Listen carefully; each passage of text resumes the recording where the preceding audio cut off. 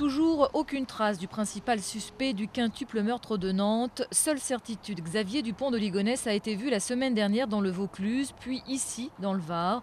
Il a passé une nuit dans cet hôtel de Roquebrune-sur-Argence. Mais ce n'est qu'aujourd'hui que sa voiture abandonnée sur le parking de l'hôtel a été découverte.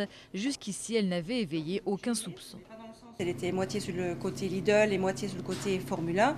Donc pour nous, c'est une voiture qui reste 4-5 jours sur place. Ça ne nous interpelle pas.